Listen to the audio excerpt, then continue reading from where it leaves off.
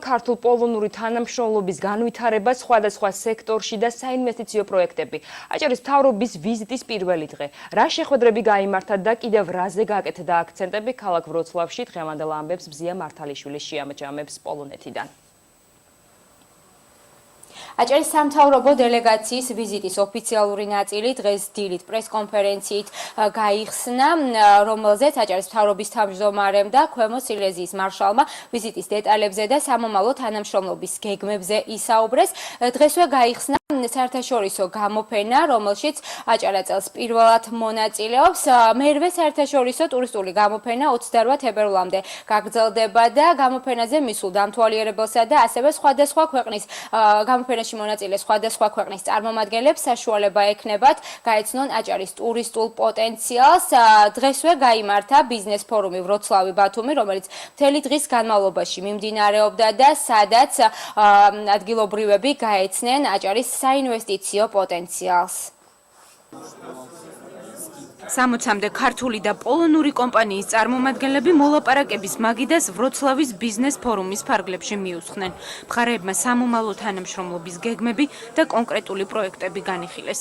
ტურიზმი, მშენებლობა და ლოჯისტიკა ეს არის სფეროები, რომლებშიც შესაძლოა ინვესტიცია ჩაიდოს. ველოდებით იმ ძირითად სიახლეს, რაც გამოიცავს ვროცლავი-ბათუმის პირდაპირ რეისს, რაც უკვე ძალიან დიდი წინგადადგმული ნაბიჯი იქნება ჩვენს შემდგომ ტურისტულ თანამშრომლობაში. ველოდებით წარმატებულ და ნაყოფიერ თანამშრომლობას სილეზიის რეგიონთან. რამოდენიმე საინტერესო შეხვედრა ჰქონდა. ჩვენ ვისაუბრეთ ჩვენ მომავალ გეგმებზე, ჩვენ მომავალ პარტნიორებთან და ვფიქრობ, რომ მოკლე ხანში ეს შეხვედრა გამოიგებს ძალიან კარგ ნაყოფს.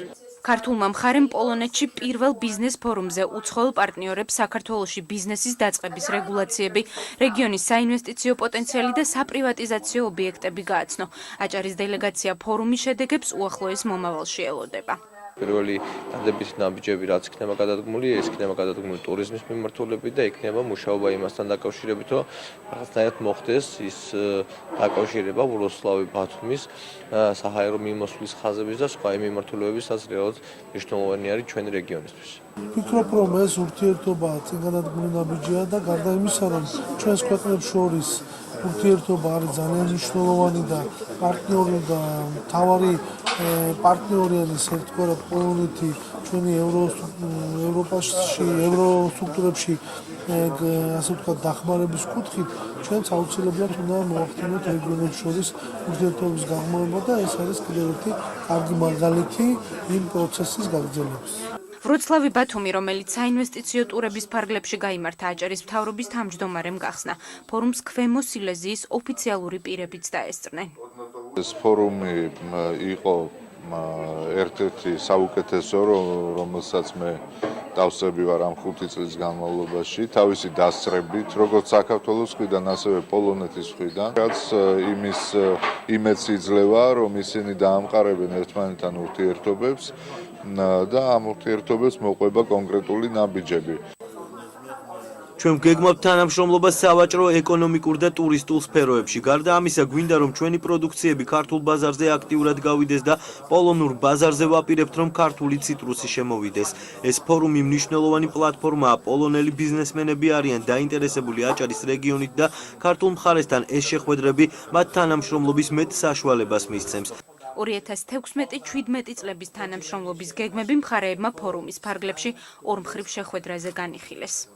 ეკონომიკური საკითხები, კულტურა, განათლება, სპორტი, ტურიზმი და სხვადასხვა მიმართულებებზე იყო საუბარი. ვფიქრობ, რომ არის რეალური და ვფიქრობ, რომ სერიოზული შედეგების მიღწევა არის შესაძლებელი, თუ ძალიან პასუხისმგებლობით ვიმუშავებთ ორივე მხარე.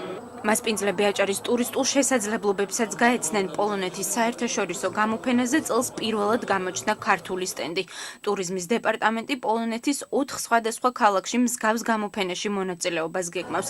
გარდა ამისა, სამთო და საზღვაო ტურიზმის პოპულარიზაციის მიზნით მოეწყობა მარკეტინგული და PR კამპანიები, ინფო და პრეს ტურები. ბოლო 3 წლის განმავლობაში რეგიონს 40,000-მდე პოლონელი ტურისტი ეწვია. ჩვენი ასე ვთქვათ სამიზნე არეალი პოლონეთში იზრდება, ტურისტების ნაკადი პოლონეთში ყოველწლიურად იზრდება და შესაბამისად ქვემო სილეზიის რეგიონში ჩვენი არსებობა ნიშნავს იმას, რომ პოტენციალი ამ ციფრების გაზრდისა კიდევ უფრო დიდი იქნება წლევანდელ წელს. ჩვენი ქვეყნისა და ჩვენი კუთხის, ჩვენი ავტონომიური რესპუბლიკის უკეთგაცნობისათვის, პოლონეთისა და ევროპისათვის ძალიან მნიშვნელოვანია ასეთი ღონისძიებები. აქ თავი გამოიჩინეს ჩვენმა მომღერლებმა, ჩვენმა მოცეკვავებმა, გახსნის ცერემონიალი ძალიან შთამბეჭდავი იყო. ვფიქრობ, რომ აქ დამსწრე სტუმრები ძალიან დაინტერესდნენ ჩვენი კუთხით, ჩვენი ავტონომიური რესპუბლიკის, რაც მომავალში წინაპირობაა ტურისტების ნაკადის ზრდისა ჩვენკენ. გამარჯობა.